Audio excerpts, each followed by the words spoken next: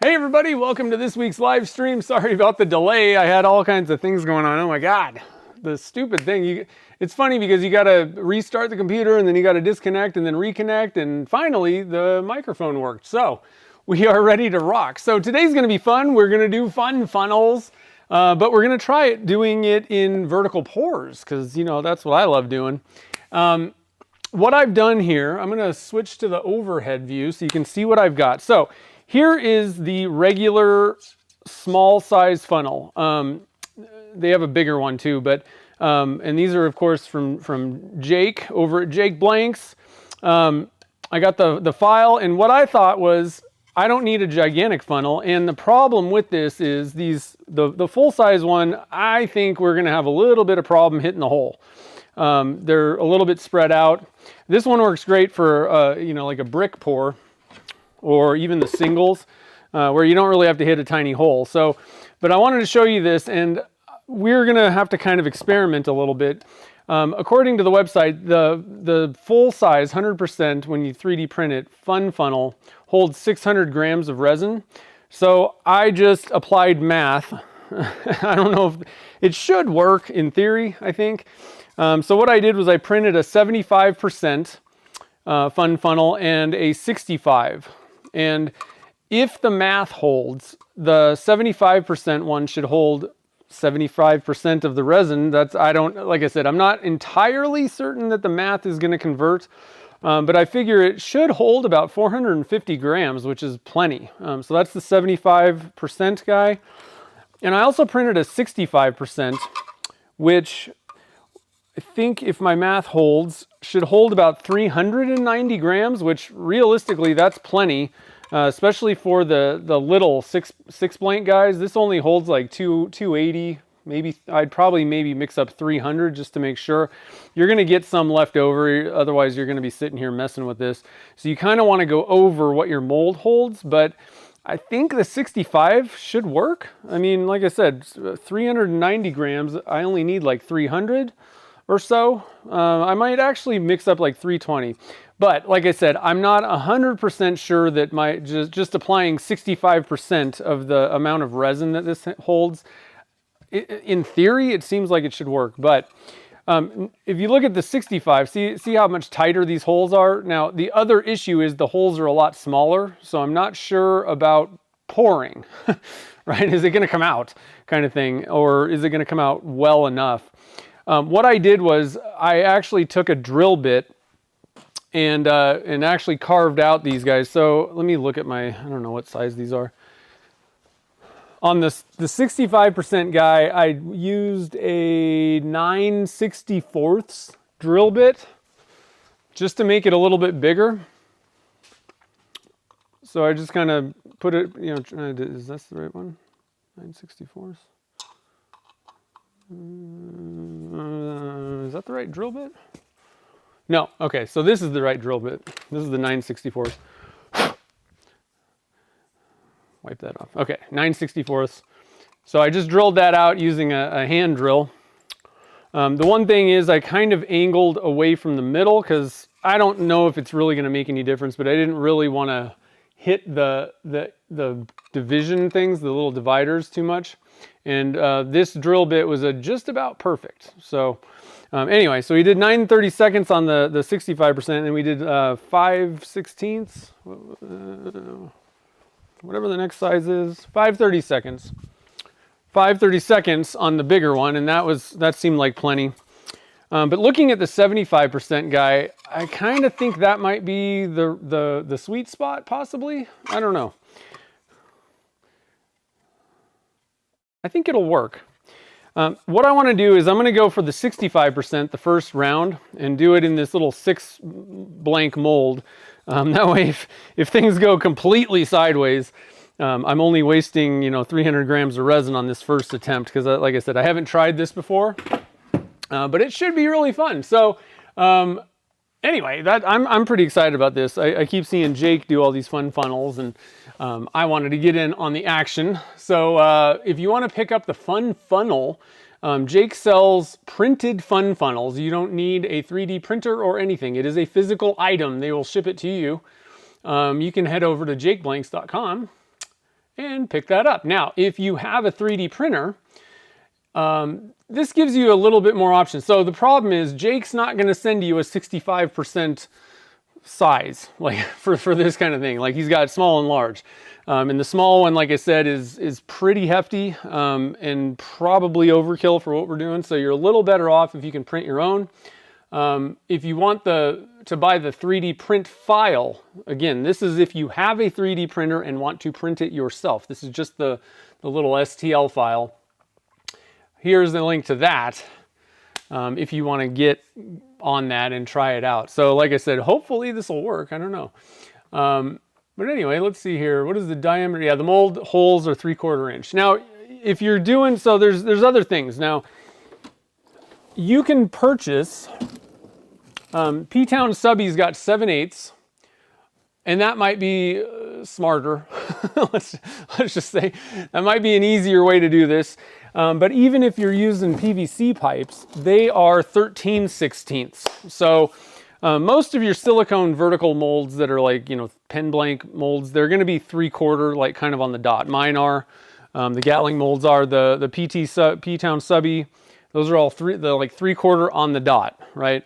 But your PVC pipes are a little bit bigger. I like that. I actually like the size of PVC pipes better. I wish I could get molds that are 13/16, but that's a little bit harder. You'd actually have to machine, you know, the rods that you're using to make the silicone molds yourself. You can't just buy them off the shelf, so that's why you don't see those. 7/8 is available. You can get those if you're wanting to make your own mold. But 7/8, the problem that I have is the wider the hole gets, the more the resin can kind of move around, and realistically it becomes a little bit more difficult. You're probably going to have to adjust your temperatures and things a little bit because it's just kind of moving, and especially once you get up to like 1.5 inch. If you're just dumping it in there, especially if it's taller, it can really move a lot more than pen blanks. And I think part of the thing is when you're pouring into a 3/4 inch, you know, a lot of it's kind of running down the sides, and so you don't just get this like dumping effect. The bigger the hole, the more it just kind of wants to blob, you know, and especially the higher you're pouring from. So we're going to go with the 3/4 inch, guys. I'm not even going to mess with the 7/8 because realistically, I'm not going to be like pouring 7/8 blanks much. I hope that this works in the 3/4. So like I said, we'll try the 65. I think it'll work. I don't know. I don't know if it's going to work. Now, the one thing that I don't have, if you just buy the normal fun funnel, you can also, Jake's got these little silicone plug things that go on the bottom, so it's not going everywhere the minute you start pouring your resin in. So, and this is why I'm only going to mix up for 6 blanks on the first shot. We're going to try tape, and I'm going to see if this works. The other way to go is, I mean, I can just kind of stick it on a, you know, I think what Jake used to do before he printed out those doohickeys is he'd basically just kind of put the fun funnel in a silicone mold and hold it that way. And that we can do that too. So I'm probably gonna have this. This isn't really working that great. I think I've got a little stopper one or something. Let's see. What do I got? I thought I had a little. I had a little guy from Jake. Let's see. There it is. I knew I did. That ought to work perfect. I got all the Jake blank molds. So I'm going to have this on standby if this tape starts leaking all over the place. The thing is, the resin may, and like the bigger the funnel gets, tape may get a little bit out of control. Like the tape's holding the resin in kind of thing, right? So we'll see if my tape idea turns into a disaster or not. We'll have a cleanup crew ready, standing by. But make an insert for the mold that would receive the fun funnel. That sounds very complicated. Use your thumb. That's true. You could just use a thumb, but the problem is I got to pour, so it's kind of hard to do that with only 2 hands. I need to spend some time down in the Nevada test site so I can grow a 3rd arm, and then everything will be fine. Let's see here. So before we begin though, one other little kind of announcement. So while I was at SWAT, I got myself a Lathe Buddy version, I'm not sure what, but I pretty much had one of the first generations, And it works great. There's nothing wrong with it. The only issue is there's a little fraying around the edges. But that's all that's happened. I've cleaned it once. It still works great. It probably needs a cleaning, but this thing is amazing. So I was there and Marquetta's like, we have like version 10 out. We've made a lot of improvements. So I wanted to kind of highlight that. So I got a new set. And I want to show you guys, they are doing awesome work over there at Lathe Buddies. The cool thing is they've got their own website, as well as Turner's Warehouse has them now. So I'm going to drop a link to them at Turner's Warehouse. Of course, that one's an affiliate link. So if you do use that link, I'll get a little bit of kickback. So here's the first version, my first version. The first thing I want to point out is the stitching around the edges takes care of that fraying issue, which is not an issue. There's nothing happening. It just doesn't look as pretty. But the stitching now is, I don't know what that's called, but the stitching takes care of any fraying that might happen, which is awesome. The other thing that's kind of cool is if you look at the back of this thing, the way, oh, how about we put it on the right camera? Moron. Okay, so like I said, mine was one of the first versions and the edges fray. So they came up with a new stitching method that takes care of all that. And so you're not going to get any fraying on it. And I think that's been around for quite a while. Like I said, I have a pretty early version. But I think one of the coolest things about the newer versions, if you look at the back of mine, the way these work, the towel absorbs all your water and all that stuff, but this thing's waterproof on the back. And so it protects your lathe bed. This is kind of slippery, which I never had really a problem with it. However, now it's even better. Now it's a sticky version of that stuff, so it's not going to slide. And I know that video is not going to show you the stickiness, but it doesn't slide on your lathe ways, the bed ways anymore. And the other thing is, even like the magnets for me take care of like movement on the lathe. But if you wanted to use this in another capacity on something that is more of a smooth surface, because the magnets are attracting each other. The cool thing is now you could just drop this like on a desk or anything that's like kind of a slippery surface, and it's not going to move on you. So you can use these for, it's a Lathe Buddy, but man, these things are highly useful, especially when you get into like the different sizes for, anything that might be, wet or anything like that. I don't think I would want to use these for resin or anything like that, but anything moisture related, these things are great. So I wanted to kind of show that off. That was one of the new technology. So I'm not going to throw away my old Lathe Buddy because it is useful still, but I am going to put the new one on the lathe, and we'll be using that next week, which is awesome.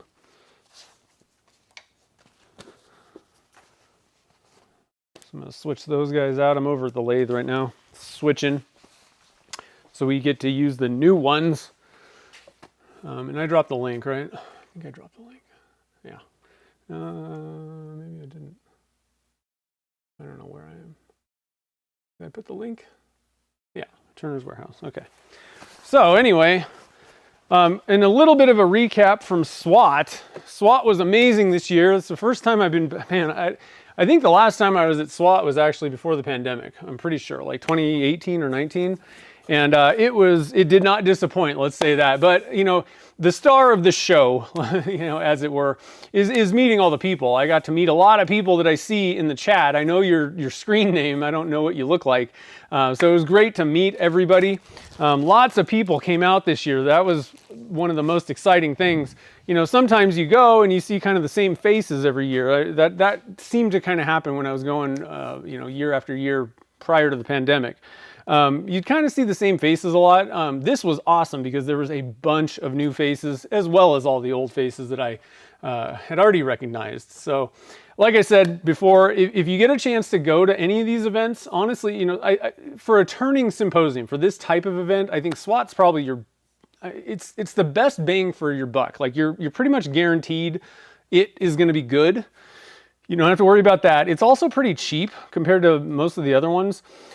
Except for like the really small ones, but it's also big. And so a lot of people go. It's central in the country and all that kind of stuff. So it's a pretty, well, sort of central, central east to west, at least, pretty far south, but Pretty good one. Now, if you have a local turning symposium, though, there's lots of them. And actually the Rocky Mountain, I believe is what it's called, is coming up. So if you're in the Colorado area, that one will probably be a good one to go to. It's much smaller than SWAT, but it's still a good one. And lots of people are going, like-minded people. You're still going to get the same thing, just on a smaller scale. And it's going to be cheaper. So make sure to, check these things out. And if there's other things, I mean, even, many of us who make things, I think would also, maybe you don't want to go every year or whatever, but another thing that they do in the US, and actually I think worldwide kind of, but the other one that's a little bit off the radar for like turners, pen turners and stuff like that, is the Maker Faire. It's amazing. It's an incredible thing. It's a little different. All right. So you'd be going to this like as seeing what's going on, but if you are that maker type, there's all kinds of stuff to do with those too. So any event, you're going to meet people, you're going to see some really cool stuff. I highly recommend going out. And even if you are a pen turner, I'd recommend checking out a pen show. Totally different than like a turning thing. It has nothing to do with turning. It's just about pens. But I mean, I hadn't been to one. The first one I went to ever was 2 years ago, and it was like eye-opening. It was pretty awesome. So anyway, get out there and mingle. So let's get going here. So I don't have any colors or anything that I wanted to do with any of these. So I think we'll open it up. If anybody wants to super chat and pick colors, go ahead and start doing that now. Like I said, what I'm going to do is we're going to start with Fun Funnel 65%. And like I said, if the math holds, it should hold. If a 65% version printed equals 65% of the amount of resin it can hold, should be around 390, which it looks tiny. Like I feel like that's not even that much resin, but like I just looking at it, I'm like, really?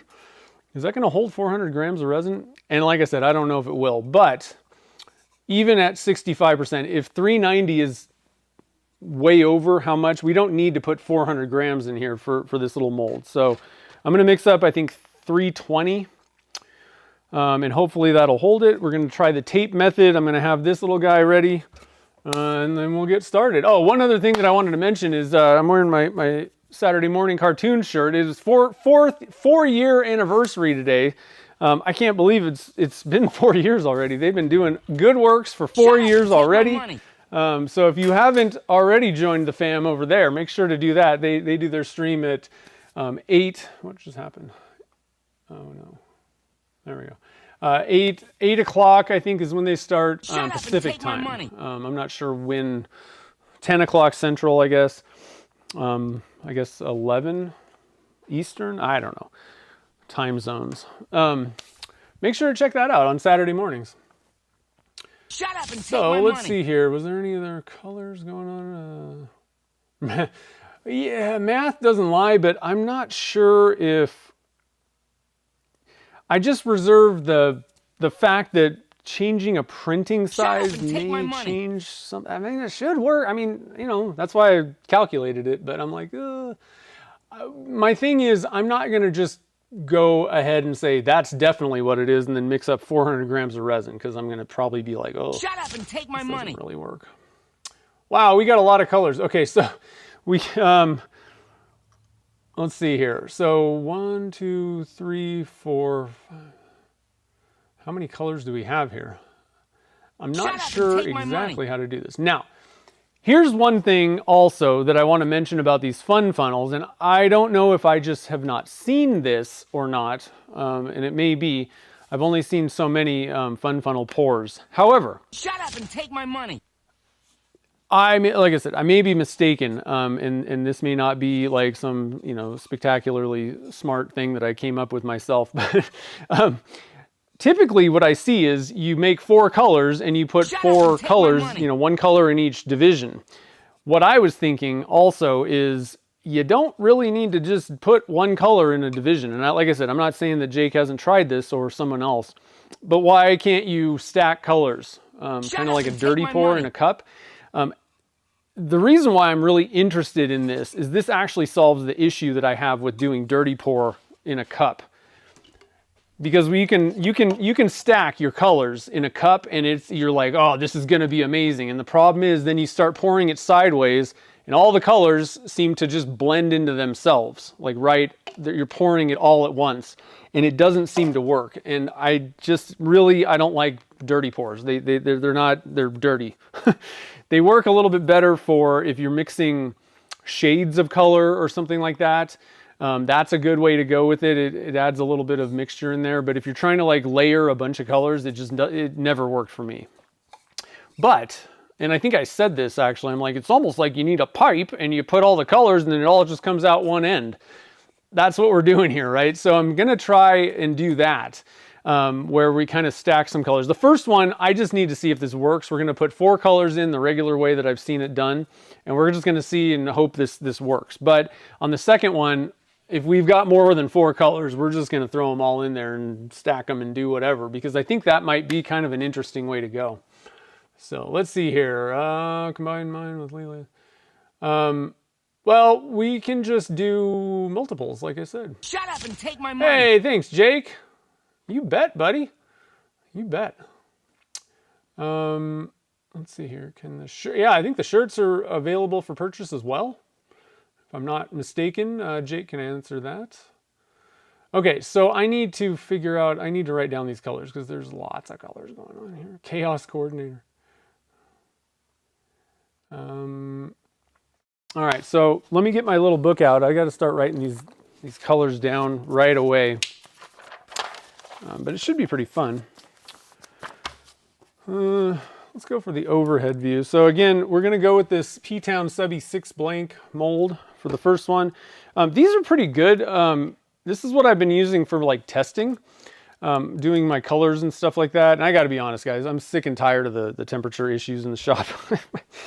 I'm just not getting the results that I really want with my blanks, which really is annoying, especially going into like the busy season. It's really not making me happy, but it's kind of like a crapshoot. So what I'm finding is like, you really got to nail the temperature kind of thing.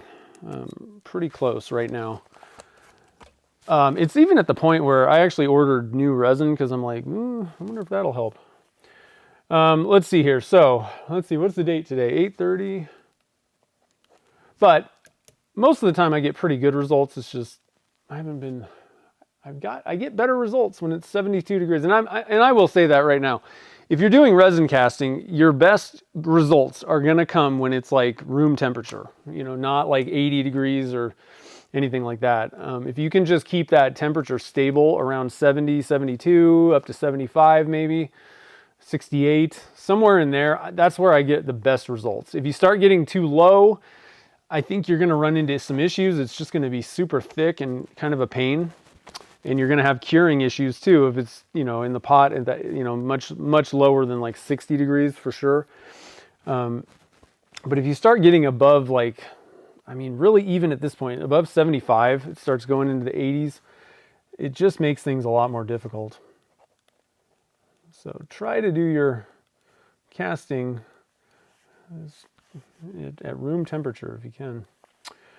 All right, so number 1, let's see. I'm just going to write down these colors real quick here. So we got, hopefully this list has everything here. Emerald green. We got jade. And those are 2 different colors. I actually have kind of a jade color. Oh, that's the wrong thing. Let's go over here. Jade, we got gold. Oh man, Mike McEwen's mad. He stole his gold. We do have gold flake. I don't know how well that's going to work. Blurple with sparkle.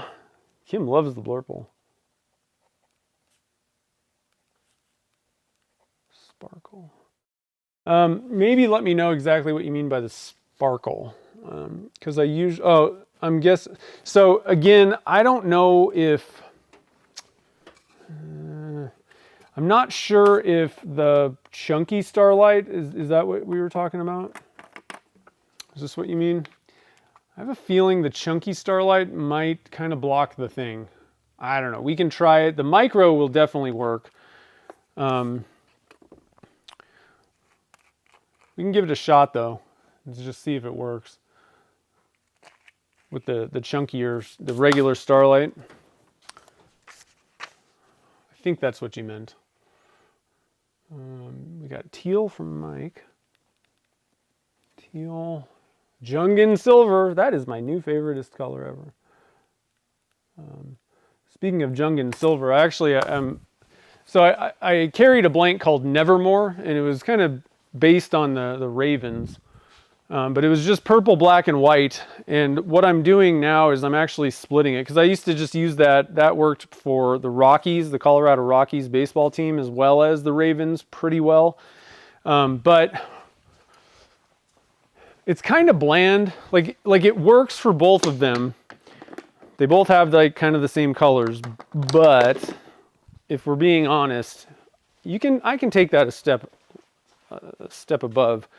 So speaking of Jungin Silver, what I'm going to do is I'm going to split the Nevermores. I'm going to add a blank. So this is the Colorado Rockies that I'm going to come out with. So that'll be kind of a new one, where the Rockies have silver as one of their colors. And I thought about adding white to this also, but I kind of like just the simplicity of the purple, silver, and black. And I think that whether you are making this for the Rockies or not, I really like the colors on that. So that's going to be a new blank coming out soon. And then I'm going to keep Nevermore, but I'm adding the gold.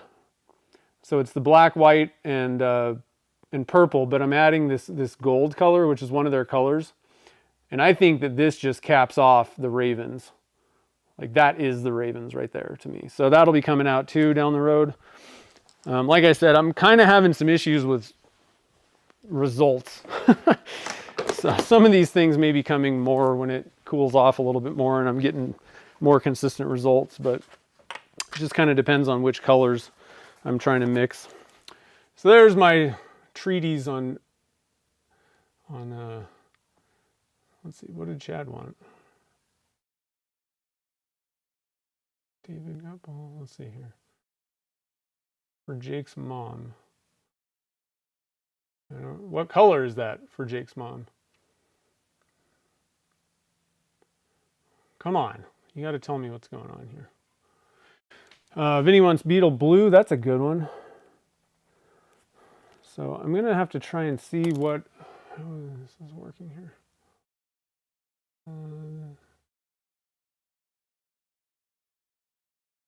Yeah. Well, I measure things when I need to get repeatable results. When you're doing a fun funnel or something like that, the point isn't to get results. The point is to get chaos. So what color do you want, Harold? You got to tell me what color.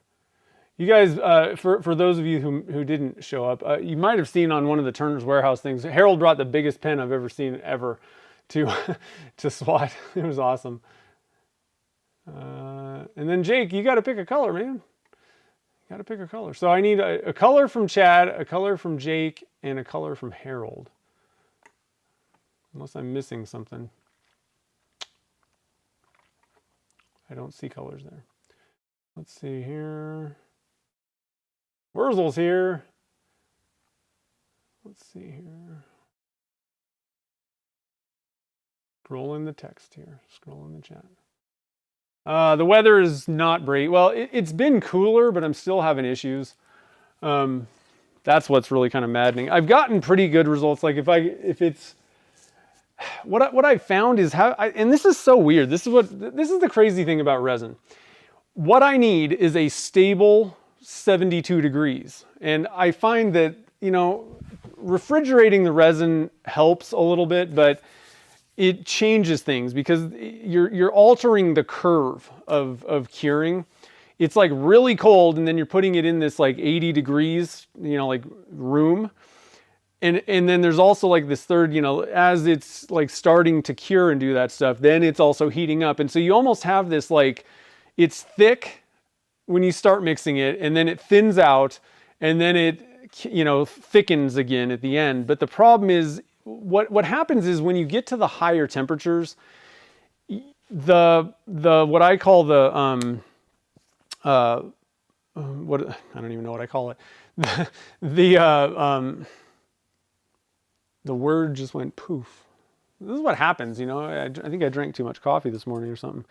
The, what is the word? The gel period, that's what I call it. Like as it's thickening up, like, you know, because we use a temperature gun, and I always try to like explain this. I don't care what the temperature has nothing to do with anything, like technically, like the temperature itself, that number with how things are working out, like the number doesn't matter. The number is indicative. It's giving you a repeatable point at which the resin's at a certain thickness. Like that's really what we're working on, is like the thickness of it. It's a viscosity issue is really what we're doing. The temperature is just telling you something that's repeatable, because you can't really measure viscosity other than kind of looking at it or doing whatever, right? So that's what we're doing with the temperatures. We're just finding a point where it's kind of at that moment where you can pour. What I find though is that that window of time where you're going to get really good results shortens, regardless of if you put it in the refrigerator or whatever. I actually get better results if it's just sitting out, but I need the shop to be 72, like overnight, like all day, like that. That stable temperature is just kind of key for resin casting. So just a little side note. I'm ready, and like in the summer or in the winter time, or you know, once we get out of summer, that's the one quarter of the year ish where the things suck. And, you know, the rest of the year we've got a heater in the shop, so it doesn't get below 68, and it generally doesn't go too much higher than like 72 for, you know, most of the year, and everything works wonderfully well. So let's see here. Sorry guys, I'm just blah blah blahing. If I could get some dimensions of the 6-pack mold, I could easily draw the model into all the holes at once. Well, let's see how this works first, and then we might have to talk later. Yeah, the folks in Arizona, if you don't have an air conditioner, I wouldn't even do it. Like, realistically, like, next year, if I'm in the exact same situation, all that stuff, I may shut it down and just say, I'm going to try and bulk up inventory, and then when it starts getting 80, I'm like, done, whatever. If you want blanks, sorry, we'll come back in October, kind of thing. So let's see here. Marquetta's going. Let's see. I still haven't gotten those colors. Give me some colors, guys. Jake wants any green. So let's go with, I got a really good Kelly green that I like. Do I still have it? Yeah. This is kind of SMC green. Let's go with the Kelly green. And it's one of my mixtures that I came up with. So we'll do that. We'll do Kelly green. It's hard to sort through those comments and find. Let's see. Chad wants black. That's a good one. It's interesting because you can put all these colors together, but sometimes you just need black or white. Like just some contrasting color to toss in there. And I need Harold. Penny copper. Wait, hold on. Penny color. Icicle. I don't have icicle.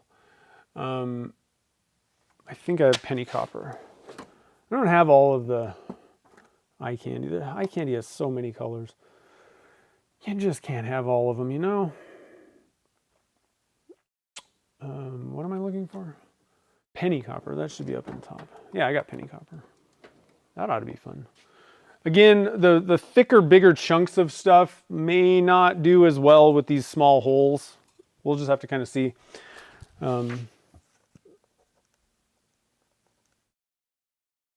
Okay, so let me count the super chats. 1, 2, 3, 4, 7, 8, 9, 10. 1, 2, 3, 4, 5. Okay, we got 10. So on the first one, we're going to go with 4 colors. We're just going to kind of make it simple, and I'm going to switch. I think I'm going to, well, no, I think we'll just go with the first 4 that came in. Emerald. Well, okay, so what we can do is we can kind of move these greens around. I think that putting emerald and jade together in the same mix is not going to be productive. We can put one of those with the Kelly green though, because I'm going to go with like a mica for both of those probably. And I don't have as much problem mixing like kind of the similar colors like that if one of them's a pigment, you know, like that. So we'll kind of switch one of those around. We'll go with jade. Well, actually, let's go with emerald, gold, blurple, and teal for this first one. Emerald, gold, blurple, and teal. And let's see, I got to go back up and look. Shoot, let's see, where's Kim? Sparkle, okay. I got to scroll down a little bit and see if I find Kim. Go with the micro, okay, or a mix. Micro, let's see. I don't know, it might work. Let's just try the regular Starlight, because I think that's what you had in mind, wasn't it? Let's try the regular chunky Starlight and just see what happens, because I'd like to know. And especially this first one's definitely like let's see how this works out kind of thing. And if that hole just doesn't like pour anything out, then I think we might even have to scrap the penny. Well, penny copper's a little bit thinner chunks. I think we'll be okay. I think it'll be all right. Okay, so let's go to the overhead view. And let's see here.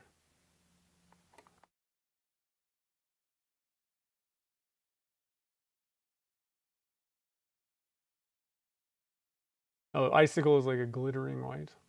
I have like a I have like macro sparkle.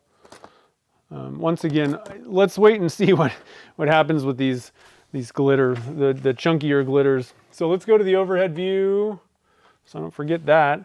Number one, we're doing, let's see here, we're doing the P-Town Subby 6.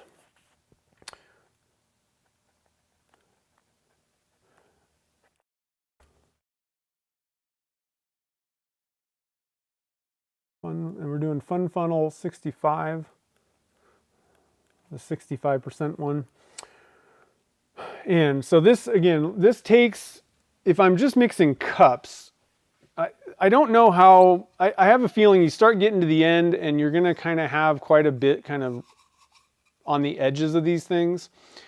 And I'd rather not sit around messing with it. Again, with temperatures and all that kind of stuff, like I'd rather waste resin and just get it, you know, hopefully out of there into the mold, and then just kind of set this aside. And if there's extra, that's fine. If we're under, or I'm sitting here waiting for it to like drip, that's gonna suck. So let's just go for 320.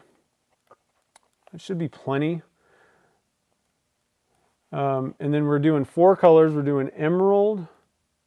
Let's see. So and we're just doing like 4 split. Let's see here. So 80 grams of each one of these. This will be pretty fun. I haven't done something like this for a long time. So emerald and gold and blurple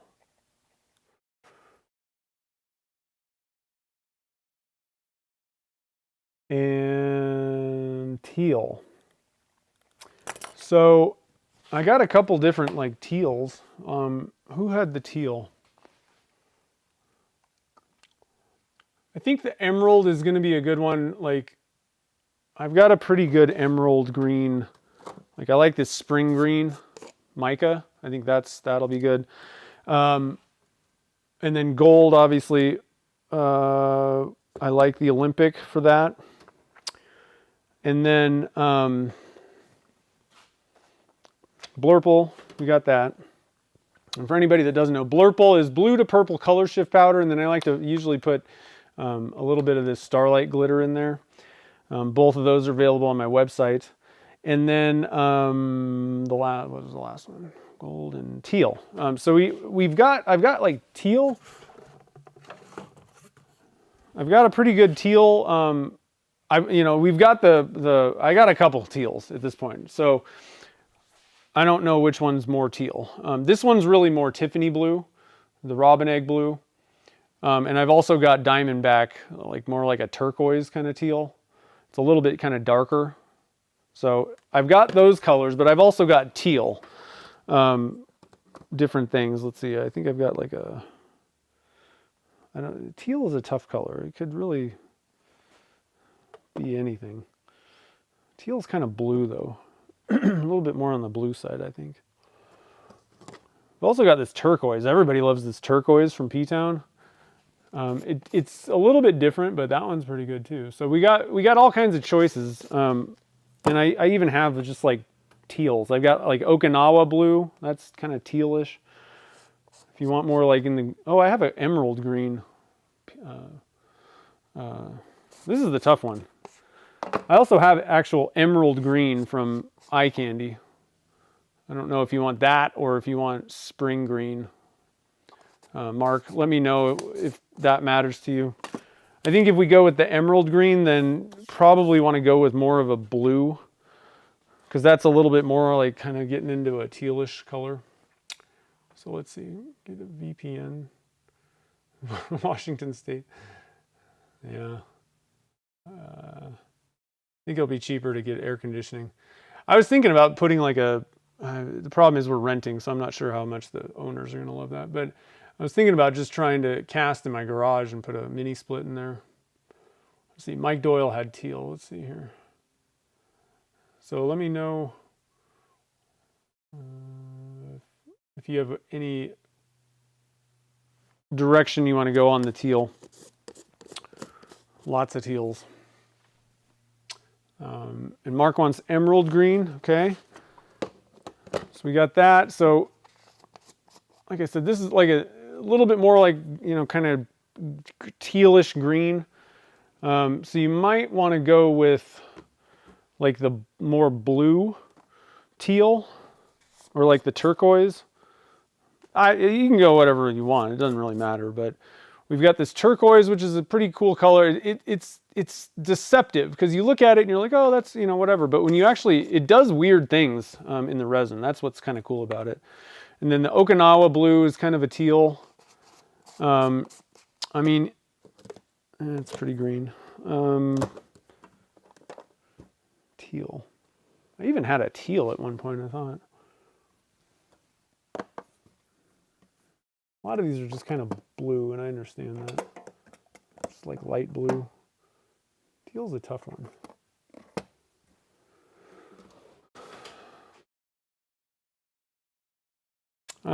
Okay, so I'll pick, you got like kind of this green, purple. Let's go with the Diamondback. Because we got a bunch of mica powders. Let's go with the Diamondback's blue color. I think that'll be kind of cool. And then we'll add a little bit of a, you know, little something in there. Some pigment, liquid pigment in there. Okay, so we got everything. I'm going to put this in this, so if I make a giant mess, then that's fine. It's not going to work on the larger one. If this seems to work, then we're going for the beast on the next one. And I'm going to have to bump up. Let's see, so that'll be twice as much. Will that work? The 75 is, yeah, that should work, 450.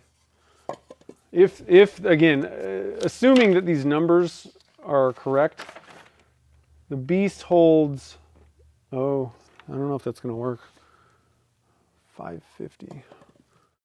We may not be able to do the beast. We'd have to go up to like the full size guy. And that might work, but I think we're better off. I want to see if these smaller ones work better. So we'll just do some 6s. I have a kind of a shorter, I kind of cut my Gatling molds down. So we might even do one of those to see how that works. Okay, let's get some gloves on. And let's get pouring here. A lot of setup today, but we'll get rolling once we got this thing all settled now. Jennifer's here. A few t-shirts. That would be cool. I could just dump a bunch of resin all over them and sell them. T-shirts kind of suck. They're really tough to do because they're like super expensive and crappy if you just do the like buy one at a time thing. But if you order them, you can get really good shirts and all that stuff. But like, then you gotta pay a bunch of money to buy a bunch of shirts and sell them. And it's just, it's okay. Okay, so let's get a cup here. We need, how much are we doing here? 320, 160. So I'm gonna need 80 grams. We'll just do 4 of these little guys. These are like 10-ounce cups. That'll be good. And then I'm just gonna do a mixing cup to get everything mixed in, and we'll be good to go. So I'm gonna actually preload most of these guys. For 80 grams, we're gonna go with I think a 1/4 teaspoon, maybe half. Let's go with a 1/2 teaspoon.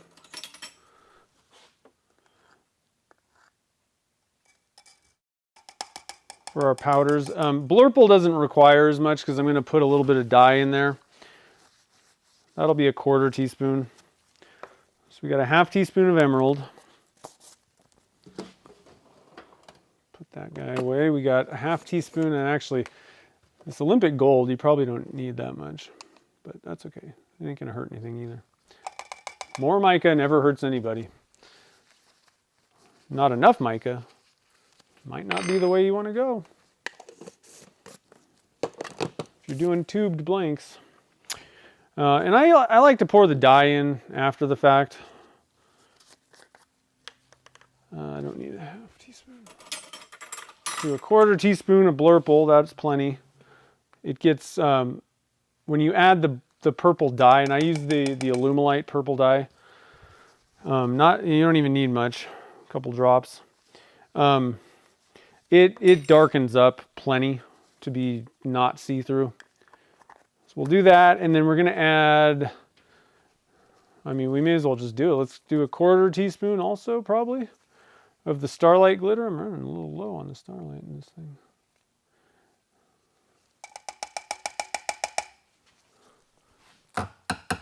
Okay, looking good. So let me write, and you always want to write these notes down. So I'm over here writing down notes. 1/2 teaspoon of that gold, 1/2 teaspoon. Blurple's a 1/4 teaspoon. And then the teal is going to be probably just 2%. I'm just going to put about 1.5 grams, and I like to measure that out. Thing is, if you're talking about like Jake doesn't measure stuff. Problem is, if you're trying to get specific results and you don't do measuring like certain things, I mean, maybe you can just eyeball it and that's fine. I'd rather not expend the brain power to have to remember like what it looked like. I'd rather just write it down and then measure it. It's just so much easier for me. But I understand a lot of people just kind of put a scoop or so of whatever and put a squeeze, and that ought to be good kind of thing, you know. I get it, but it just drives me nuts. And my biggest problem is if I was just doing a one-off thing and I don't really care, you know, I'm not going to do it again necessarily, then I would probably not care. But if I'm going to try to make these, because if these turn out good, I need to make more of them, and I want them to look similar, you know. So if I don't do it right, you may run into some issues. Let's see here. So we need 160 times 2. I'm going to do 165 just because I'm going to have a little left over in the cup. And one thing that I'm trying out, so I used to, when I first put the resin in the refrigerator, I put it in, and I would keep it at like 55. And so one thing that I'm just trying out is keeping it at 65 and see if that changes anything with my results.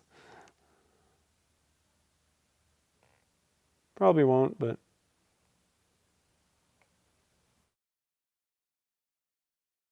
$151, $64.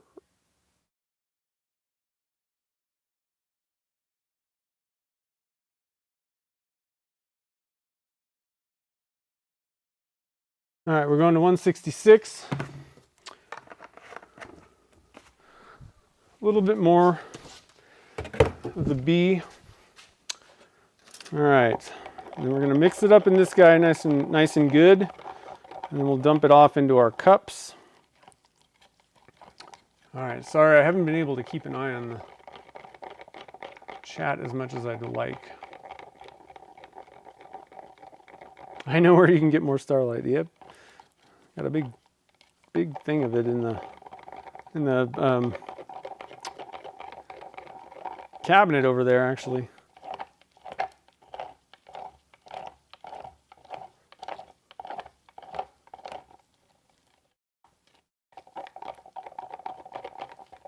Hopefully you guys can see this. Yeah. Okay. Want to make sure you mix it up real well. If you're having issues with your resin, sometimes it could be caused by not mixing your resin properly, actually.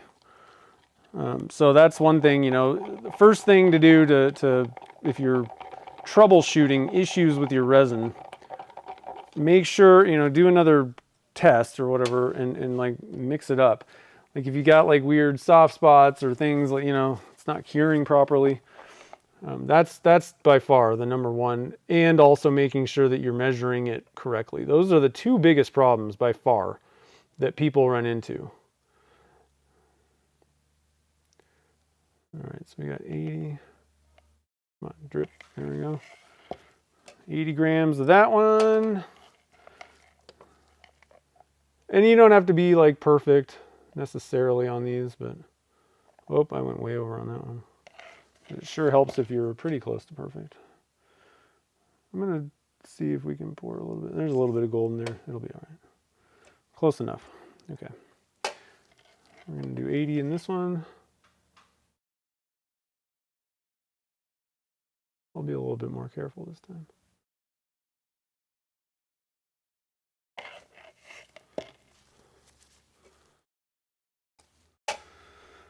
And 80 in this one.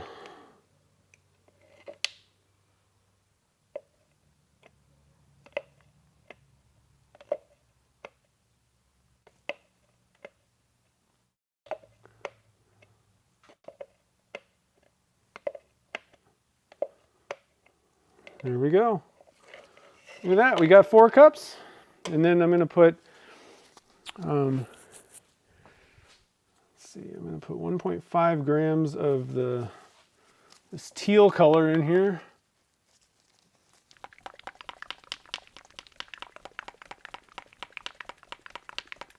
And you always want to, if you're using a liquid pigment like this, you always want to shake it up. If it's like the opaque type, you don't really need to shake up most of the Alumilite dyes. They're typically transparent and everything stays in suspension. The Alumilite dyes that you do absolutely need to shake are going to be your black. It's usually really thick and doesn't seem to want to shake very well, but try it anyway. Definitely your white. And I know that this doesn't have like a label on it, but these are Alumilite colors. I just buy them in giant things. This is like the poly color or whatever. But that's the Alumilite dyes. And then the other ones are the fluorescents. You have to shake them up because the pigments, there's big pigments in there and they settle out. But pretty much all the rest of them are like transparent, like dyes, thin. It's like very small particles of color and they just tend to, they don't come out of solution. They're usually mixed up.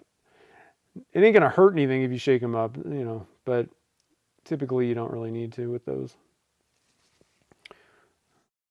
One more. There we go. Okay. I'm gonna measure it. It better be accurate, right? Okay, so we got 1.5 there. So we got our 4 colors. I haven't done this before, so I gotta think about what I'm doing here. Now, one thing with the Blurple, I'm gonna add a drop of purple, the violet dye, Alumilite.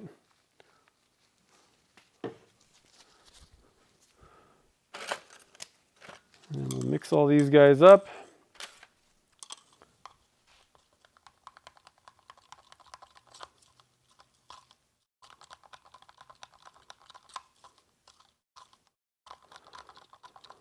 Now, I think, I want to say that Jake puts the resin into the funnel at like 105.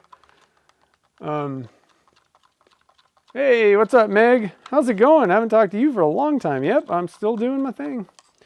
Still doing it. Welcome.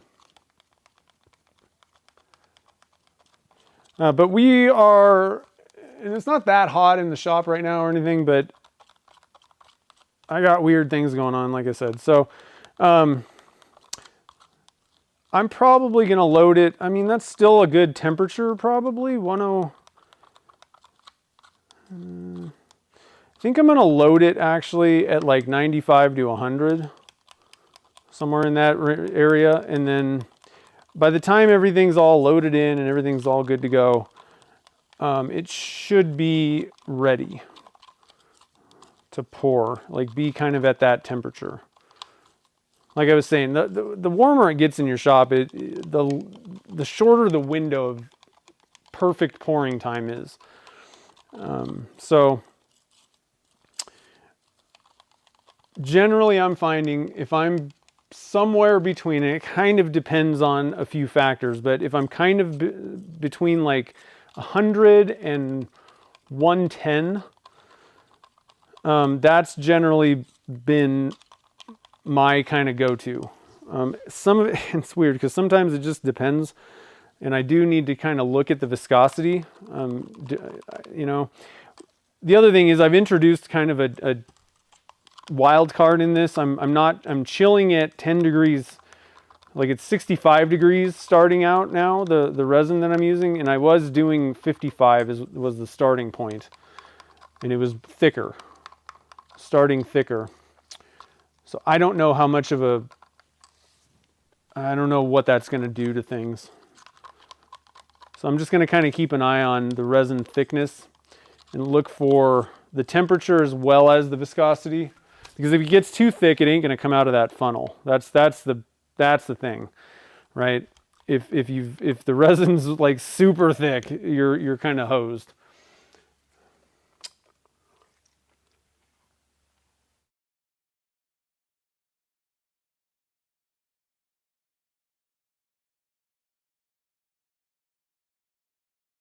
Yeah, I would not recommend using a timer, really.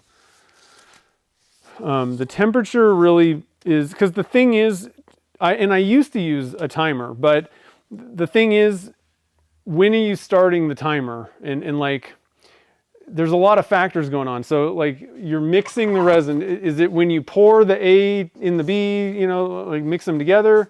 Or when it's done mixing? Or like, there's all these factors, and time, like how fast are you stirring each cup? That changes, you know, the time thing. The temperature, that's why I was saying the temperature doesn't change. It doesn't lie, kind of thing. And again, the temperature is really not the thing that we're worried about. It's the thickness. But you want to find the right thickness to pour at, where you've got enough time to pour it. It's thick enough where it's not bleeding all over the place and doing weird stuff. But you've got, you know, enough time to get through everything. And especially if you're like stirring it and doing all these different things, how many blanks do you have? That's the equation, you know? So really the temperature generally, like I said, if everything else is equal, the temperature is going to tell you the timing. You know, when it generally gets to that point where you're getting good results. So I think I would switch to temp also. All right, now we're going to try this tape method. I'm really trying to make sure that this is stuck on there pretty well. I think I am going to kind of, I'll probably just put it like that so that if it leaks, we're going to get a stopper thing, whatever that is. Yeah, I really wouldn't use a timer. I think you're going to get very inconsistent results unless you've got everything down. Like every motion that you make is exactly the same every single time. I think you're going to find that you get inconsistent results. Because I used to do it when I first started. Nobody thought of the thermometer thing when that I know. This is like 15 or whatever years ago. Everybody used timers, and that was fine, or you know, and everything. But then somebody, like, I think the first person that I noticed that I actually trusted also because a lot of people had a lot of ideas of how to do resin casting. I didn't trust them at all. But I think the first person that used the temperature thing was Brian Blum, and I knew that he did good work. And then he explained it, and I was like, oh, that makes way more sense. So I started doing it, and I got better when I switched. I mean, I got way more consistent results. Oh, we're at 96, 95, 95. I'm just kind of seeing what we got in all these different cups here. So we're probably pretty close.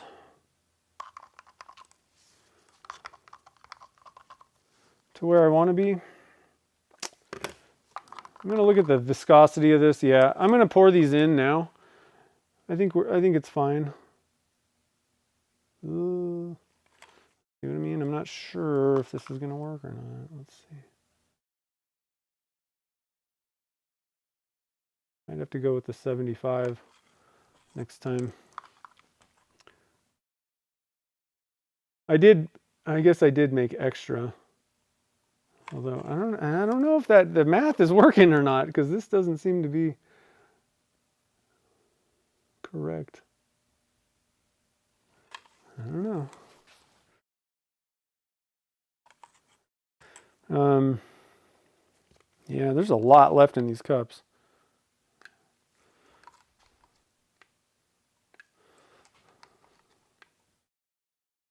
Might have to reload halfway through. So what I'm going to do to try and get like somewhat consistency.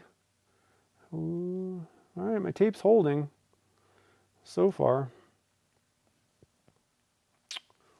I don't know. This is crazy.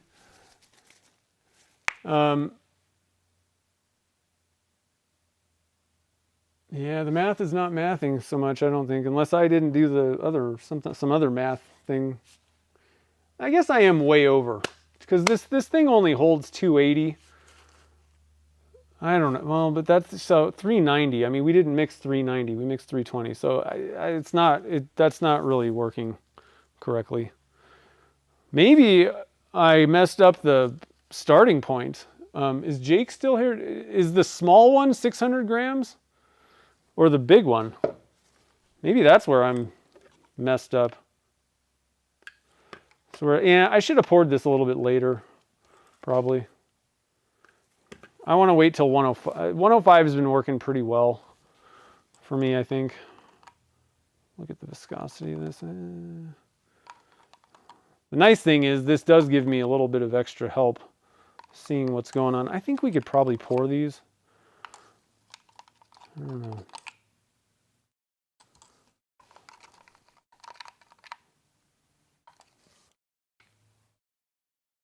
We're pretty close. I'm kind of thinking that it's time to just rip the Band-Aid off, literally, and start going to town on this. I may have to kind of come back and add if I'm low. Maybe we'll get surprised and I just way overcompensated. That still does, the math still doesn't really work right. So let's see if I can do this without spilling it everywhere. So what I plan to do also, I'm just going to kind of hover over one, most likely, and turn it. Again, I don't know how people do this. I could do all this number, but I'm thinking if you just hang out in one spot and then wait till it fills and then go to the next one, like, that's just as good as anything. So there's different methods. Oh God, this is not coming off here. It's stuck well. All right, so are you guys ready? So like I said, I'm gonna hover and do kind of one color. Whoa. It's working. It's working. I don't know if you guys can see that, but it is working.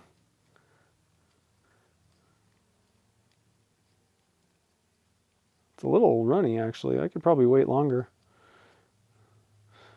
So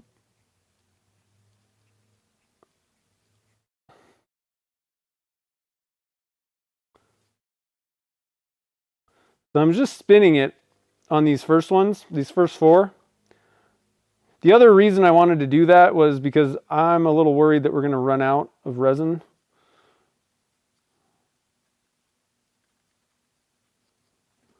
I don't know. So one thing I'm noticing is the liquid pigment. I'm missing the hole, I think. The liquid pigment seems to not, like, it's probably like thicker or something. Maybe the hole that I made is not as good.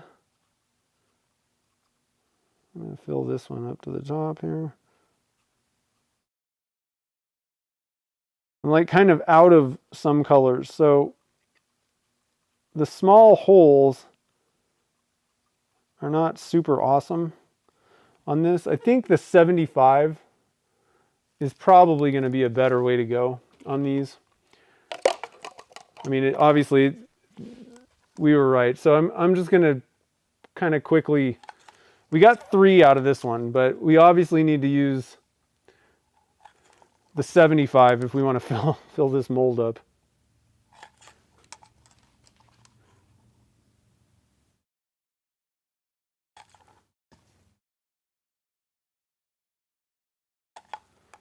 We'll just kind of get these guys going, but we know that only 3 of them, and I'll know which ones are which because you can tell, you know,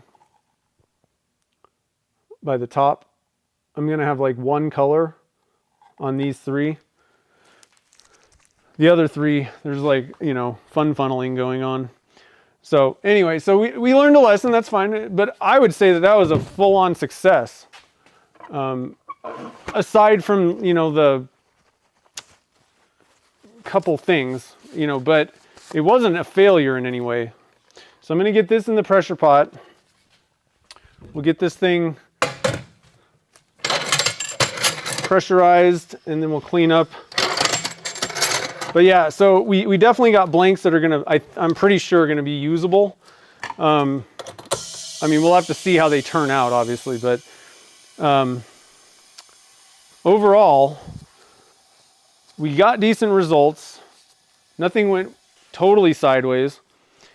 And we learned which, you know, that 65 is not working. That's not a big enough funnel. But I can definitely wait longer. I was a little bit worried that trying to pour through those small holes, it isn't going to come out like at all well enough. And I was going to run into some issues where it's just kind of sitting there not doing a whole lot of anything. That obviously was not the case. So going up to the 75% funnel, that's actually a bigger hole. And frankly, I don't see any point in drilling this thing out because I drilled these out with a bigger hole even. And I don't think that that's even going to be necessary. I think I could just print out a 75% mold and move on with my life. You know, I didn't get any extra because these things are kind of full. So yeah, that's also, you know, this first pour, there's a lot of information going on with this first one. But I'm very, very happy with the results. Things do move kind of quick right off. You pull that thing off and you're like, oh, there it goes. But it was pretty manageable. I felt like there was nothing really crazy. You just got to kind of be ready. I think it might be a little easier if I had just you know, I don't know that the tape is the greatest thing. I was a little bit overkill on taping the heck out of the bottom of that thing. So here's the difference in hole size. And I don't think I drilled both of them. I probably should have not drilled one of the, because I printed a few 75s, I think. Did I? Yeah, I printed a couple and I drilled both of them out, but these holes are a lot bigger that I drilled out than these guys, and those worked plenty good. So what we found though is I can definitely wait longer and get the resin thicker on this next one. So that's a plus. Unfortunately, these 65s are kind of useless. I mean, I could fill up a couple of them. Now, here's another thing. I don't know if Jake's done this. You could fill up 2 of these guys and go, oh, getting all crazy with 8 colors. Like I said, I haven't seen all of the pours that have been done with these things. But there are lots of options. So let's stop real quick. I'm going to just flip to the intro cam. Let's see here. Yeah, the holes are small, but they worked fine. It was, I would say the resin was a little bit on the thinner side than I'm used to. So again, I made a change last night because I don't know what's going on. And I gotta be honest, I actually think I'm gonna reset this to 60. I didn't love that. It wasn't any better. So I'm gonna reset what this is doing is setting this fridge. I was keeping it at like about 55 and it had about a 4-degree swing that it could go to. And then I moved it overnight. I went to 65 just to kind of see if that changed anything with the resin. I've just been having some issues, things that I don't like, that are kind of weird, honestly. And it might even be the resin. Like something might be off with my resin because I'm getting weird results right now in the shop. It's very inconsistent, and the way the mica powder looks in the cup is off. And then the resulting blanks has also been weird. So I don't know what's going on with some of this stuff, but I thought, let me try and see if, maybe it doesn't like being so chilled, but I don't really like that. I don't think it needed to be 60 or 55 either though.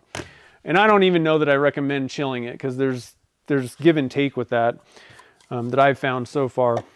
But I am going to chill it a little bit more on this next round. We're going to put a piece of tape on this 75.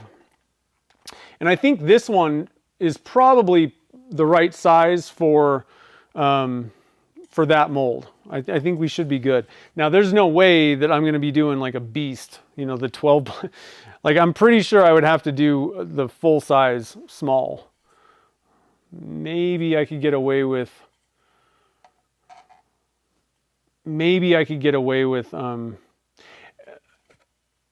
The other thing is the reason. So I just thought of something else. So I did 75%, but that's 75% on all three axes.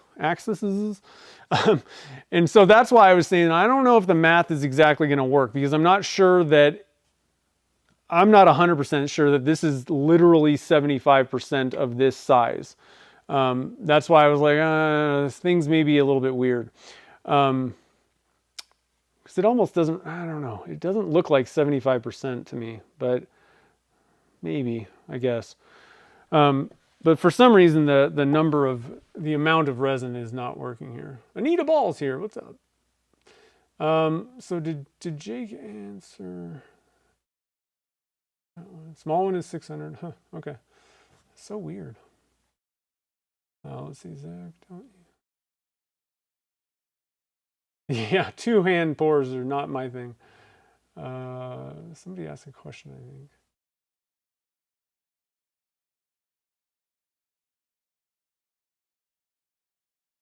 Okay, so I'm not seeing anything. So anyway, just like I said, a couple thoughts that have been going through my head with the resin thing lately. So I'm just going to chuck this 65 because I don't want to use it again. We got our 75. I think the tape is fine. I think it'll work okay. Now, again, when you start getting to like just the small version, these holes are pretty big. And there is going to be some pressure. Like, I'm just a little worried that just sticking a piece of tape on there and being like, oh, just, moving around the shop with it, like it could go at any time. If you're just doing the normal things, those little plugs, that's the way to go. Just get the little silicone things that he has and you'll be good to go. But those don't fit these. So they would be a little, I guess I could use, even if it is a little bigger, that's still probably not the worst way to go. It's a pretty simple way to go. But I don't, this works, put it in something else, but the tape plus a little bit of something else, I think is a pretty decent way to go. I don't know. I'm just throwing out all the different thoughts and ideas that I'm having run through my brain on these things. I think it'd be, for the beast, I think what I want to try is maybe going for like an 80%, 85, and just kind of see how that goes. I might be able to get the 12 blank guy done with that. We're going to do another 6 blank. I only have 2 of these, so it's going to be what it is. I do have some shortened Gatling molds, but I think two tests will give us, because now I want to see. I think we've gotten like the particulars down. Like this should work. Everything should be good. The one thing is these holes are a lot bigger than those other ones, so I'm going to wait till a higher temperature and get the resin thicker. So probably like 110. Another issue, another factor that happens because I had the resin starting at a higher temperature, and 10 degrees is a pretty significantly higher temperature when you're dealing with resin. It was much thinner to start out with than if it was 55 degrees. So that's another thing, is if it's starting at 60 or 65, technically it's probably going to have to go to a higher temperature than what I was pouring at. So that first batch, we might have some we might have some bleeding going on and some other stuff because it really wasn't at the right temperature. So I think what I'm going to do is probably wait till 110, pour it into the cup at like 105 maybe or something like that, 108. And then kind of let it rip at like 110 and see what we got. I mean, I can maybe even wait till 115. This is the tough thing, is when temperatures change or the factors change with all this stuff, mainly the temperature numbers, you just have to do tests and figure, do tests until it works out right, and then be like, okay, that's it, So we're having a little fun here. All right, so going to the rice thing is okay too. Not too bad to figure out how much.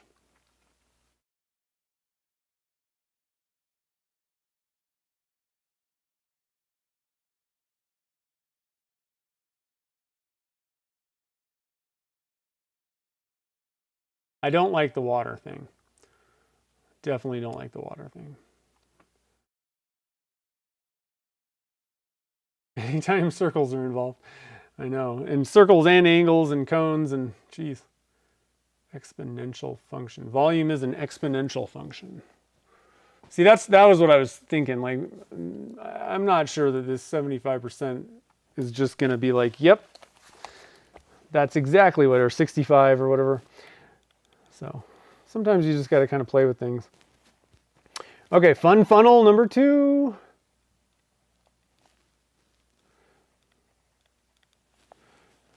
So we're doing the P-Town 6, slow, chill.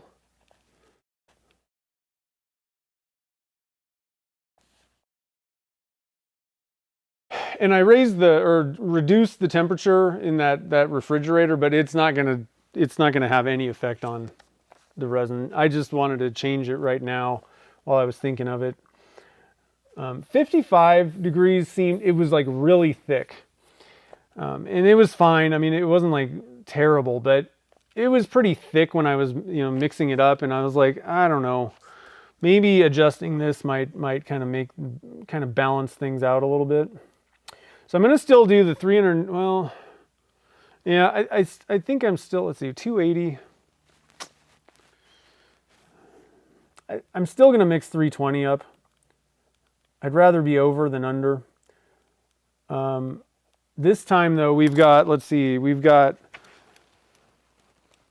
1, so we did 4, we got 6 colors.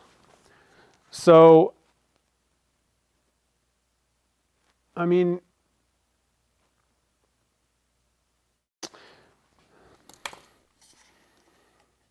so what I wanted to do, so on the first one, I kind of hung out and spun, right? Something else I could do is do this kind of thing and move it around and get it into different things. That will mix it up. I'm very curious to see, though, about the stacking colors thing. So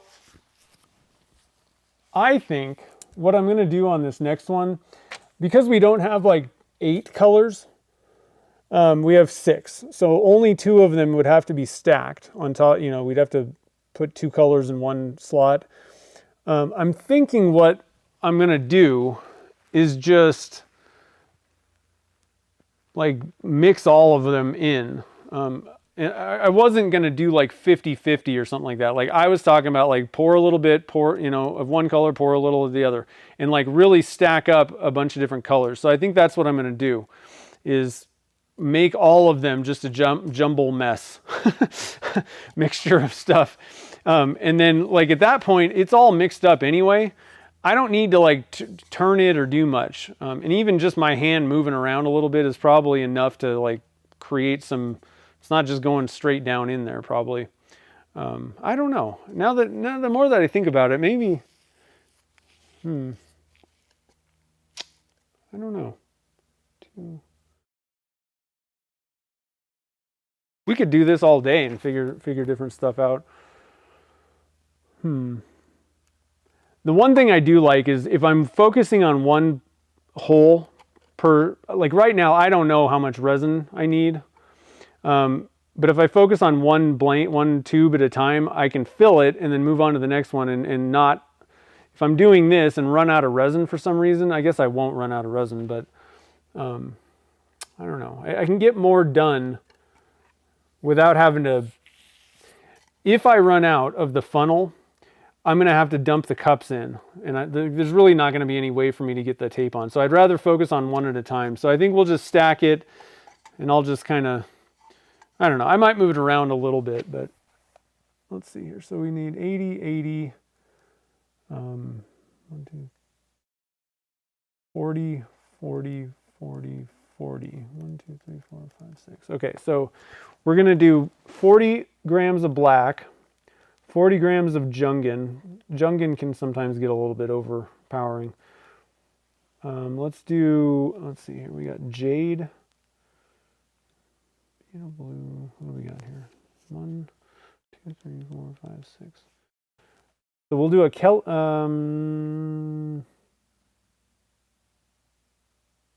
one thing that we can do is mix those two greens together in one shot, one thing. Like I was thinking about maybe just doing, like separating out, only doing the two. I don't know.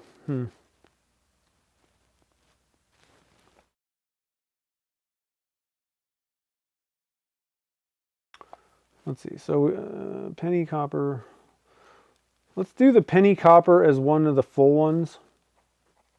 Let's do Kelly green. No, yeah, Kelly green as one of the full ones. Then we'll do jade as a small. Beetle blue was the last one. Will be a 40 grammer. Okay, so, and then for 80 grams of penny copper, we're going to do a half teaspoon. We'll do, I think it was 1.5, yeah, one Kelly green. We're going to want to do 0.03 times 2.4 grams of Kelly green, I think. Jade. So for jade, I was thinking we could go with, I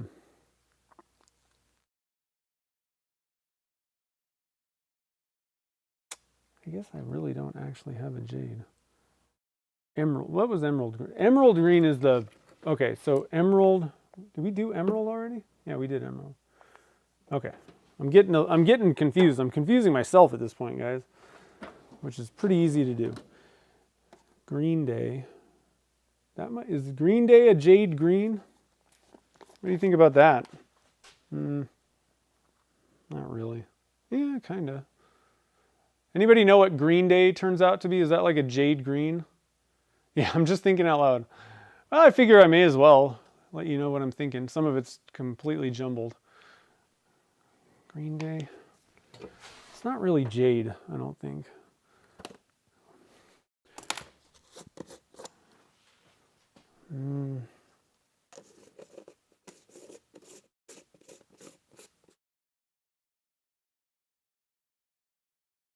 I do have a pretty decent, let's see, are we doing, yeah, we're doing Kelly green as the liquid pigment.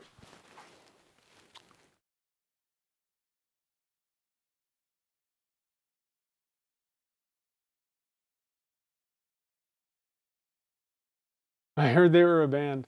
Let's just go with Green Day. Let's see what happens. One thing that I can do is add green dye to this also. And that should bring it a little bit more into like a jade color maybe. So let's try that. We'll do the jade. We're going to do Green Day. And then we'll add, let's see, that's a 40. So we're going to do a 1/4 teaspoon of Green Day plus, I don't know, some amount of drops of the green dye. Alumilite green dye. I like using those typically. You can mix the liquid pigments, like, the Color Lab pigments style. You can use those, but I kind of find that these transparent ones, you're only going to need like 1 drop or a few drops to kind of alter colors. And so like it's good to have like, I mean, obviously it's best to have every possible thing on the planet, but I think it's good to have both see-through, transparent dyes as well as those opaque ones. It just makes things a little bit easier, but you could use the opaque ones too. So Beetle Blue is going to be a 1/4 teaspoon. Jungin's going to be... Jungin, so here's another thing, guys. With Jungin, you really don't need much Jungin at all. Like, it is way more opaque than like anything I've ever used. So 1/8 teaspoon, that's going to be plenty on the Jungin. I mean, that's probably too much, honestly. Like, you could probably just put a little thing in there. And then for the black, we're going to go with black dye. We're going to do, no, that's not right. 40 times 0.02. We'll just put 1 gram of my pigment stuff in there. Okay, so we got our game plan. Yeah, we got our game plan.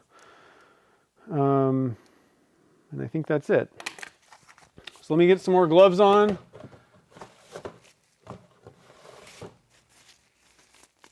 I think it's good to do like crazy experiments, because that's, I mean, that's what Dunkin' Junk and all the different stuff. It's fun to push the limits, because then you find the limits, and along the way, you find things that you weren't even trying to find. That's what I think is great. A lot of times, your experiments don't work. You don't get the results that you wanted, but you learn something that you would never have even ever thought of, kind of thing. So that's why I think experimenting is good. It's worth wasting resin sometimes, like often, really. So we got, let's see, 1, 2, 3, 4. We need Beetle Blue. I have that somewhere. Beetle Blue, I think. There it is, Beetle Blue. And what's the other one that I'm missing here? Black. Oh yeah, black. 1, 2, 3, 4, 5, 6. Okay.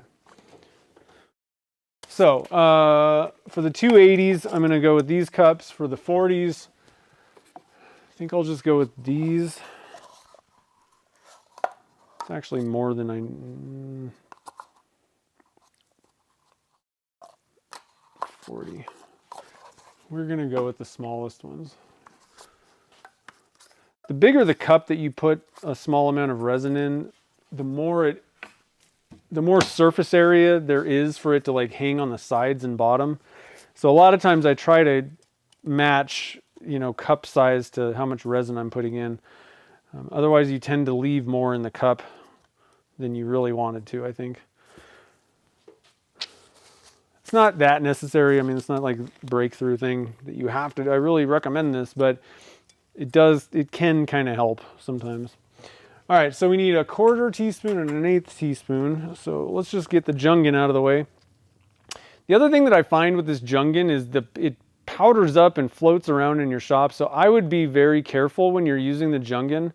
I know we talk about like safety issues with like resin and all that and dust. But these mica powders are also, I mean, they're not dangerous, but you really don't want to be, you don't want to drop one and then just walk into it and start breathing heavily. Like, you're probably going to get sick. So, with these lighter powders that just tend to float around in your shop everywhere, and even when you're opening them a lot of times, like, it wouldn't be a bad idea to throw on a respirator just so you don't breathe in those little mica particle stuff, because I've gotten sick. Like it wasn't like a hospital visit or anything, but I'm pretty sure that there have been times where I've breathed in dust of these things, and I didn't feel good the next day. You know, so just a little, you know, be mindful of this stuff. Beetle blue. Let's see, Green Day. We're doing 1/4 teaspoon. Green Day, yeah, that's a 40. Gotta keep these things straight here. Green Day 40. Okay.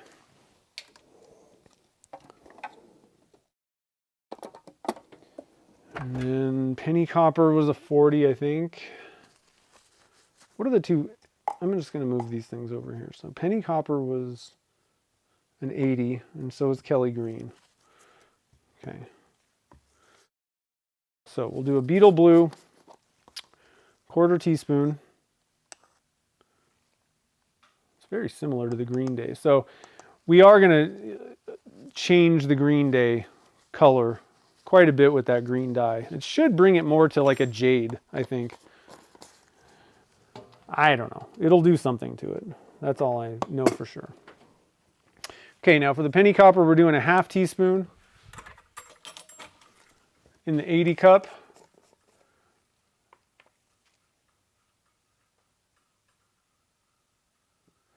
Yeah, I mean, the small funnel might work. I just don't think it's going to be ideal. It's kind of my thing. I don't think it's necessary. And I think those holes are pretty big. So I don't know. I think that the way it's set up, it works really well for like brick molds, but I don't know that it's going to be as great for vertical pours. Under the right conditions, if you can get the right viscosity and all that stuff, you know, everything's perfect, I think it'd be good. But I think the smaller holes and all that, it's like realistically, I'm kind of mad at myself for not, for drilling out these holes on both of these 75 things, because I think that it was perfectly fine. I didn't know. I was like, is it going to come out of there?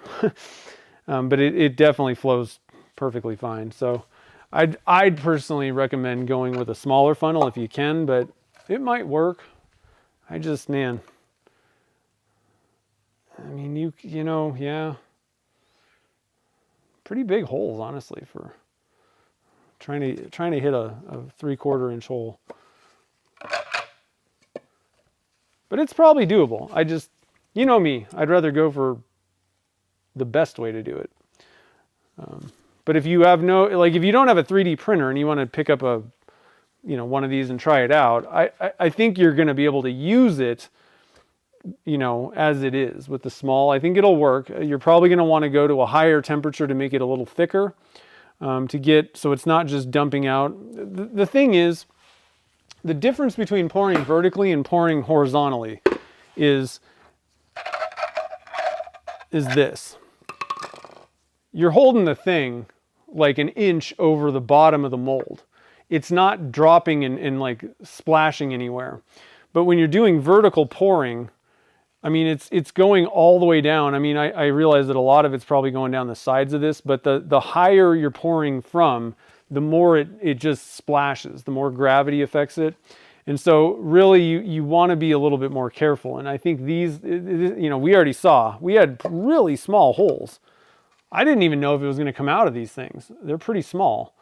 They're not much bigger than an 1/8 inch. And I mean, it came out perfectly fine. Now, I think I was a little low. I think I poured a little early, but I think the small funnel for vertical pours is going to be a little bit more difficult to deal with. That's all I'm saying. And I don't want to mess with it. Okay, so let's mix up a cup. Let's do it. Who's ready to mix up a cup? So one thing I didn't write down was we poured at around 105, I think, last time, and I think that's too early. I think I also poured them in at like 100, maybe. So this time what I'm going to do is we're going to pour the stuff in at like 105. And I'm going to write down, it was 77 degrees in the shop. So 105 pour in, and then we're going to go to like 110, hopefully, for like actually pouring. And I don't think the temperature, I don't even think I'm going to take the temperature, because things kind of change once you've poured it into that small hole. It doesn't register as well. But we're going to kind of assume that we're getting to like 110 maybe. That's 10 degrees hotter than I did last time or so. It probably wasn't even 105. Let's see. I got to think of what I did. Was it 100? Yeah, I didn't pour it in at 95. So I actually think I might even do like 110 to pour it. I don't know. I'm going to have to look at it. I might pour it in at 110 and then kind of be pouring it at 115.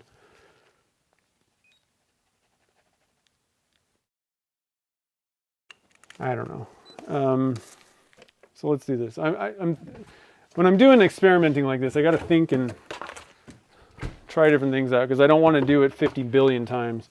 If I can think my way through it and come up with a better solution, I'd rather do that first than just wing it and be like, oh, that didn't work. So we're going to pour in 165 again. Hopefully this time the 75% file will hold all this stuff. I don't know. Might have to do like 80%. That's, like I said, I don't want the holes to get too much bigger, I don't think. I liked the holes in that 65. It was definitely big enough, I think. 165, 165. I don't know. We'll have to see how these turn out. The toughest thing about resin casting, like making pen blanks, is like, so I gotta wait overnight, or pretty much, bare minimum, overnight to kind of see. I'll turn a lot of those samples the next day. They're super soft, but just for doing like a sample, that's fine. But you don't, if I was trying to make pens out of these things, like full on, you really gotta wait, I mean, at least minimum like 3 days. So you just don't get like immediate feedback, you know, like, oh, that didn't work. You know, in the final product, you don't get that feedback immediately.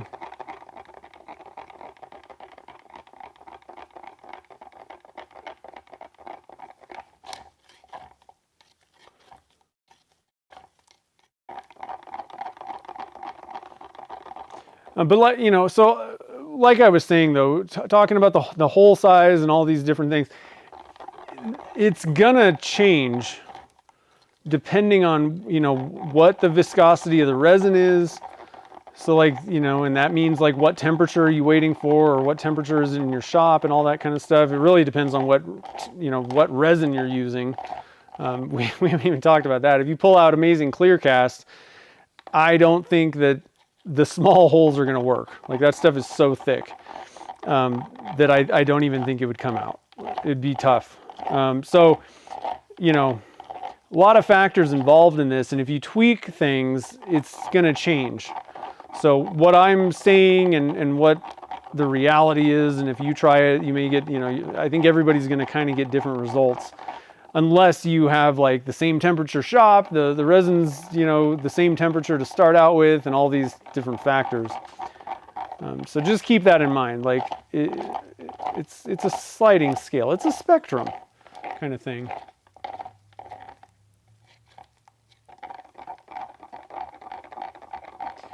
Yeah, I got to be honest. I think that I don't need 4 holes. I think, I was telling you, like the dirty pour thing was problematic because it's all mixing together. Like, the way you're pouring it's sideways acting. And I was saying, if you just had a hole in the bottom, like, I think you could do 1 tube with 1 hole and stack your colors and do whatever you want. Like, maybe even have a couple of them and get really crazy. But so I don't even know that you need 2 of these holes. I think you could maybe even just merge all these things into one thing. There's lots of different ways you could do this type of a thing. I think it's pretty cool. I like the separate holes, though. at the same time, because it does give you separate streams. That was one of the issues I was having with like the split cups. The nozzle was like they'd immediately mix together, and that wasn't good either. And another thing, I mean, I could see, I know that, you know, this is great. If you had only two colors, you could do like, you know, red, white, or, you know, whatever. But I mean, I could see these things being just like a double or a triple. And that's all, you know, 3 holes, 1 hole, 2 holes, whatever. There's lots of different things you could do with these fun funnels.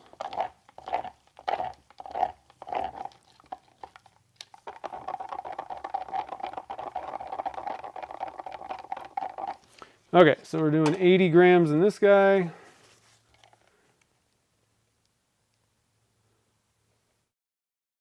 Oh, nailed it. Nailed it.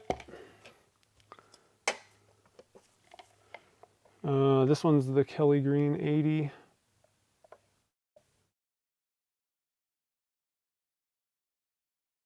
Ooh, a little over, but that's okay. That's okay. And then this one's going to get 2.5, I think. 2.4 grams. We're going up to, I'm putting 3%. Is that 3%? Let me look at this. 80. Yeah, we're putting 3% of the Kelly Green in. Would it work with a fun funnel pouring into a regular funnel? That's a lot of funnels going on. Sure, why not? I don't know that you need to, but yeah, you could.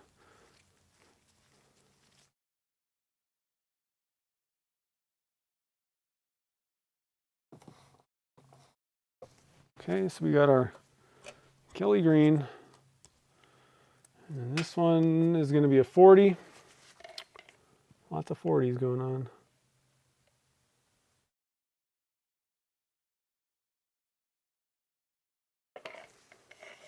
Hard part about having a lot of colors is if you're doing it the way I'm doing it, measuring them all, it takes a while.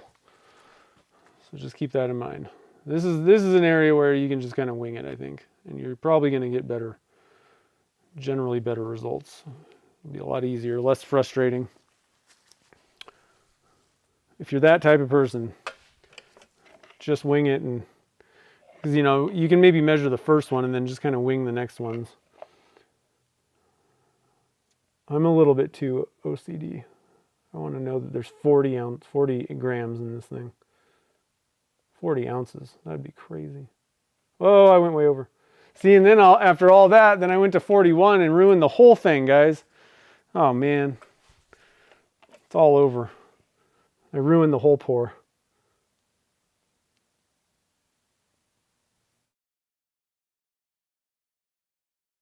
I'm just going to put 38 in this one because I'm a little bit worried that we're maybe getting a little low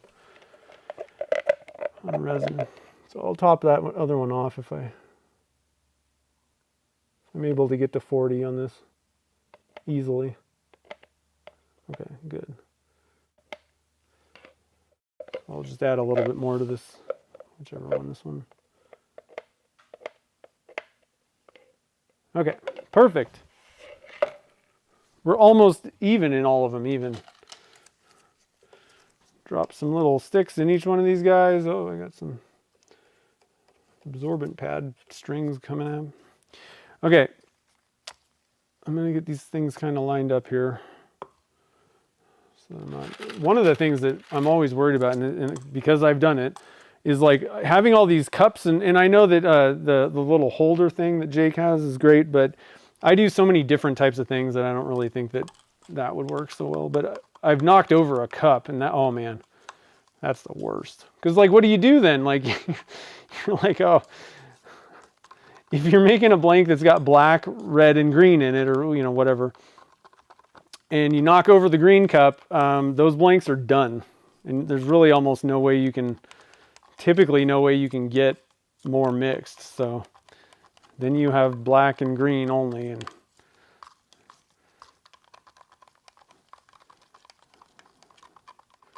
so I try to kind of keep the sticks and everything out of the way. Oh, Vinny bought the file. I'm telling you guys, and it's really fun. It's going to be even more fun once I've figured out some of the particulars about how I want to do this. And a lot of this stuff, I'm not telling you guys that you need to print 75 and that the small is not going to work for vertical. I'm more thinking about my own brain. Like for me, I don't want to use the small, but it may work fine for you. Once you've gotten it kind of dialed in, and that's what we're trying to figure out, once I dial in the way that I want to use this thing, it's going to be a blast. And some of the, I mean, realistically, this may solve issues that I have with some of the pouring that I do. Or it may just create like a completely new thing. There are some blank makers out there that I'm looking at some of the blanks that they make, and I'm like, I have no clue how you're pouring that. And I'm kind of curious if, like, you know, I don't know if this is, I don't want to copy them really, but, you know, is this maybe how they're doing it? Or is this going to produce some kind of crazy result that people are going to look at it and be like, I don't even know how you do that. And I'm like, oh, I just used the fun funnel. I'll be like, what? You know what I mean? So it's all about that. Once you dial things in, then you're like, oh, bring it. Beetle blue is interesting because when you're looking at it, it's green. It's like green in the cup, but then on the side of the cup, it's blue. And I'm like, what are you? Are you blue or are you green? We need to add, let's see, this is the green day. We need to add a little bit of green dye to this. So we're using, this is Alumilite transparent dye. So let's just drop in. So I want to show you guys, probably need to start looking at the temperatures of these, but see how that looks, you know? So it's I don't know if that's jade. I don't know that I'd call that jade. Let's add a drop. And this stuff is super potent, so you don't need to add like a lot. Little at a time, little steady as she goes. See how that changed? Now we're getting a little bit more what I would probably call a jade. A little bit more. Ooh. And this is where if you start mixing dyes and micas, man, you can really make some crazy stuff then. I'm going to go with 3 drops. I think I'm going to call that good. I think that's a pretty good jade. What do you guys think? Okay, so let's see what the temperature's at. It's probably getting, I can kind of feel it warming up in my hand. I don't think we're there yet, but 92. We're good. Plenty of time.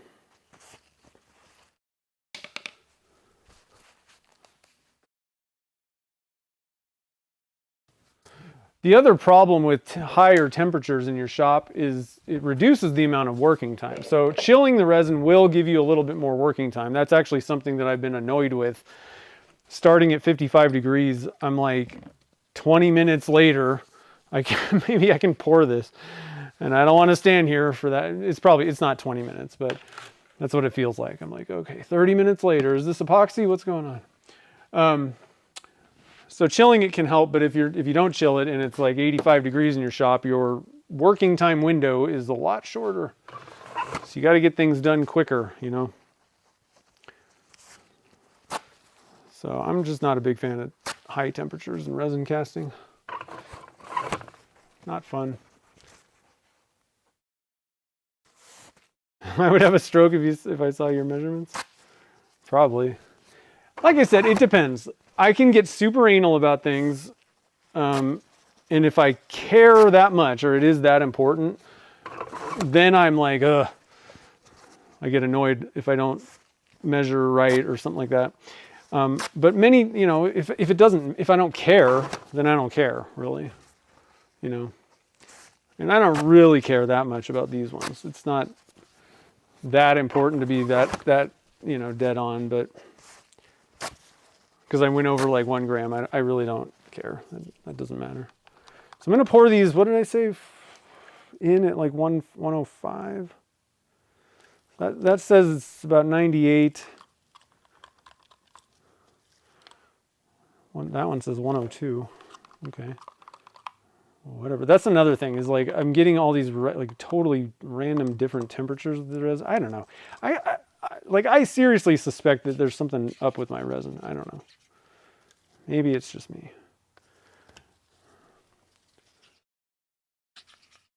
I've never had this kind of an issue though in the summer. I've never had to chill the resin. It's weird. So these are much lower temperatures. 97. Huh.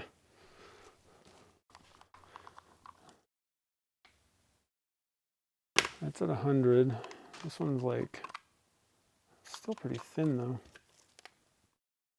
This one's showing 106.5, but it's pretty thin. So I don't know. At this point, I think I'm going to have to kind of go off of just how I feel about these things, because like looking at how thick it is, because these temperatures are just stupid. They're all over the place and they're not even telling me a whole lot. I am going to keep taking the temperatures though, because I want to know. Another problem that I find is like with super small cups, getting an accurate temperature, like it's all over the place depending on where you point it. There's a 103 somewhere in there and there's like 95. So so just be aware of that. Like sometimes this temperature thing doesn't work as well. So that says 111. Good Lord. Okay, I think we need to go. It's go time with this one at least. So we got one. I'm just going all the way up with this green. It does almost fill it. I'm going easy because this is just, I got a lot of colors going on right now. So I'm just going to do it this way. And then I think I'm going to do beetle blue. So we're going to go back and forth with beetle blue and black on this side. And one thing that if you're doing this, like stacking colors like this, you may want to like run it down the edge a little bit if you can. That can help keep it from like kind of bleeding and stuff. Just a, just something to think about. So we'll see how this goes. I don't know if this is going to work out as wonderfully as I hope. But a lot of it depends on nailing the right temperature. And if it's not really at the right temperature, like they'll mix together a lot. And since I'm having difficulties finding the right temperatures with my resins, we may get a little bit of bleed. Now, I'm not that worried about bleed with the mica powders so much. I don't think that's really a problem. They generally tend to they're fine. They're good enough. Where bleed is really a problem is with okay, so that tape thing is working pretty good. So I think we're ready. Like I said, I'm still going to focus, I think, on one hole at a time, just to make sure that this fills it. And, otherwise I want to get as many of these things filled using like the funnel, rather than me having to come back and pour more in. So I'm going to do one at a time just for that sake. I think this is going to fill it though. We'll have to see. So are you guys ready? Are you guys ready for this? I'm going to quickly take a temperature, see if it says anything. That says 109-ish. That says 126. I don't know. I think we need to go.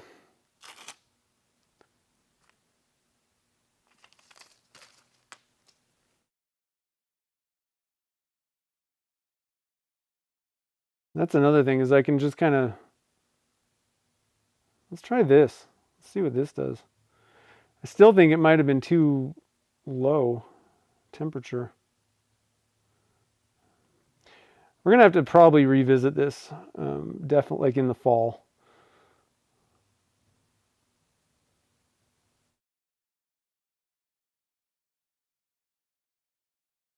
So the green is really having a tough time. So one thing that I'm gonna point out right now is it seems like and this makes sense, it seems like the liquid pigments don't want to go as easily through the hole.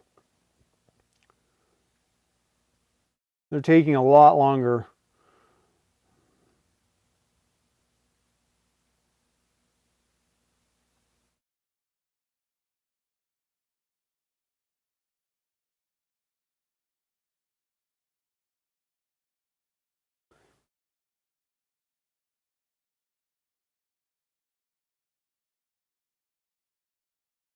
Definitely think that like smaller holes would have been better.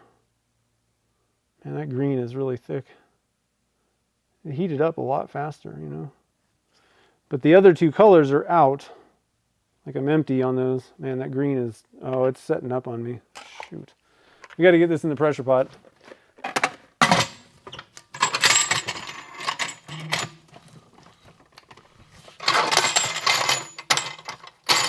That's a bummer. So that's the problem, is if things are heating up at different rates, you're really going to have a problem, you know.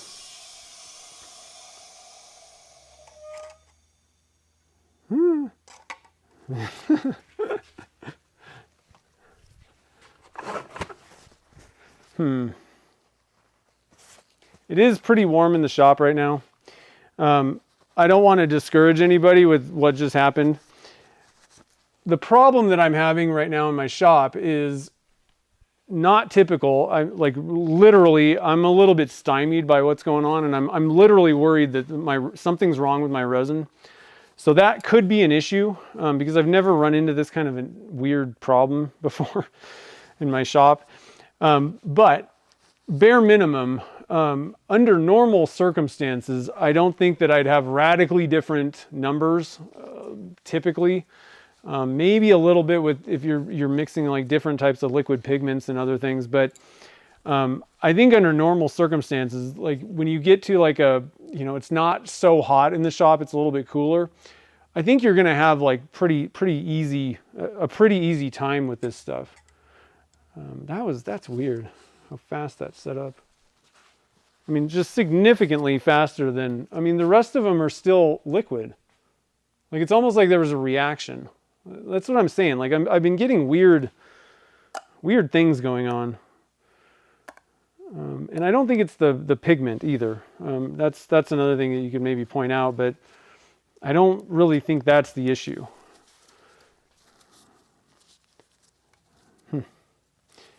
Very weird. So what I'm going to do is I'm probably going to turn these back because if they turned out garbagey, then I'm going to chuck them, you know. That kind of worries me. Like when something's literally like set up in there and then you put it in the pressure pot, there's probably going to be air bubbles and stuff. So I'm kind of I don't think that batch turned out good. But what I'm going to do is I want to look at, I'm going to take them out probably tomorrow or Monday, and I'll probably turn down a sample or two just to kind of see what they look like so I know what's going on. And I might redo the experiment, like redo a pour and see what's going on. Again, I ordered a gallon kit of Alumilite from Turner's Warehouse, and that'll probably be coming like within a week or so. I want to try using like fresh resin in the same, conditions and everything, and just see, that'll tell me if everything just magically works. I'm tossing the resin that I have. Like it's obviously the resin is the problem. And I'll let you guys know, because like that was kind of a weird thing to have that wide of a variance is not normal. And I don't think that you should expect that in your shop. I think there's something weird going on right now. It's probably aliens. I don't know. So anyway, I had fun though. And I'm excited about the fun funnels because I think that once I can kind of get the timing, like down on this stuff. And like I said, I think some minor tweaks. Let's see. So I think what I'm going to do is probably increase the size of the funnel. I still think that even for that 6 blank mold, that was a little bit close. So I'm probably going to print out like a 77 or like an 80 I don't want to go too high because that means that the bottom holes also get, you know, a little bit bigger. So I think I'm going to print out a different size. I want to make sure that I can get all of my color, you know, all the resin for the thing in there, like at once. I might end up having to try the full size small. I don't know. That was pouring really fast and it was pretty warm. I just worry a little bit about these vertical pours with these big holes. That's the only thing about the full size small. I really don't think it's going to be awesome. I think it might be a little bit difficult, but anyway, so I'll have more information about the resin issue. If I find that like fresh resin fixes most of my problems, then that's a simple answer and I'll be happy. That'll be great. If that's not the case, then I don't know. I'm going to have to look at some more stuff and try and figure out what's going on in here. But like I said, I don't think that is a typical thing. So don't be worried about the fun funnel or things going awry. That shouldn't happen to you, I don't think. Let's see here. I do live in Nevada, that's true. Well, I'm not surprised that one color heated up faster. That's not, but I mean, we're talking 30 degrees difference. That's a little bit weird. I know that it was a little bit bigger cup. That was weird. That was a kind of a weird one where, because even the penny copper, okay, this is a good comparison. Like having all those little tiny cups, comparing that to the Kelly green and the bigger, like twice as much resin, that isn't a great comparison. But the penny copper and the Kelly green were the same amounts. Now, penny copper is probably not going to affect the resin in any way. It's just glitter. The green pigments tend to. That I'm not surprised about. But having a 30-degree variance or so, 20-degree variance between the green and the penny copper, that's weird. That doesn't happen usually. So, like I said, I'll have more information for you guys next week about, you know, if I can find out some information. Well, hopefully I'll get resin before next Saturday. But bare minimum, worst case scenario, what I'm going to do is, you know, if I have to redo the pours, I will redo some and have blanks ready to turn next week. And I, you know, as long as they work out good, I'm going to be making them for the pen blank club anyway. So I'll probably make more. I don't know, that green was kind of weird. I might not throw the green in for some reason and see if it works better.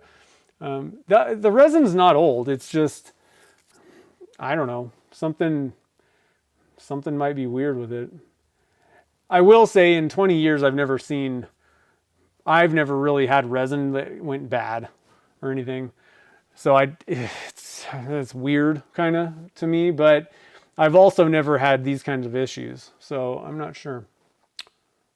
But I'm continually doing experiments and all that stuff, and I'm not worried about it. And like I said, I don't think this is a typical, this isn't what you should expect if you're doing like a you know, fun funnel thing. It should be fun and work fine. The key thing about it is, though, you're going to have to get it to the right viscosity. So whatever that is in your shop and your conditions, you'll have to play with it. And like I said, it does make things more difficult the hotter it gets in the shop. I mean, there's like when it's 68 to 72 in my shop, I mean, I've probably got like, I mean, I could pour between like 95, probably 90 even, especially if it's 68 degrees in my shop. I could probably pour between 90 and like 110, and they're going to be okay. Like some better than others, you know, some temperatures within that range might look a little better than others, but my window seems to be very shallow right now. And that tends to happen when it's hot. You don't have as much of that gel period, that perfect timing. So you have to be a little bit more accurate and have to get things kind of done a little bit quicker. So anyway, the fun funnels are fun. You shouldn't worry about that. And I'll try and figure out what the issue was with that one for sure. The first one I'm a little worried about because I think I actually poured it too soon. So we'll have to kind of see what the results are on that. I'm probably going to turn samples of both of these. We only got 3 of the actual fun funnels on the first round anyway. So I'm going to have to make more no matter what. But we'll see what the results are. We'll pull them out, and I'll probably post, because I'm going to turn it and kind of polish it just so I can see what they look like, the samples. I'll probably add that to the demolding video and just have that on YouTube and Instagram as well, and TikTok if anybody's over there. So anyway, that's what we got going on. I'm not that worried about anything, but so Jim is asking, Zach, in cone height or top of the cone diameter? So when I'm talking about 75 to 80%, that's 3D printing, that's the XYZ axis. I mean, I guess I could just shrink the x-axis also, maybe. Or, I mean, like, I could kind of play around with that, I guess, though I didn't really think about that. I could shrink the x and y and then increase the z. I didn't think about that. And that would give me smaller holes probably, but I'd have to figure out like the right height to put the right resin in. That might work actually. I don't know. So I'll have to kind of figure out what's going on. So anyway, guys, it was a little bit of a chaotic one today, but hopefully you guys enjoyed. Thank you to everybody that super chatted. I hope these blanks turned out okay. If not, we'll redo them, and I'm sure that we'll get better results either with better resin or with slightly, different timing of everything. So anyway, guys, I hope you all have a great rest of the evening. We'll get some results probably on Monday. I'll have the little short video out on YouTube, and we'll turn some blanks next Saturday and see what we get. So anyway, guys, I hope you have a great evening, and I'll see you guys on the next stream.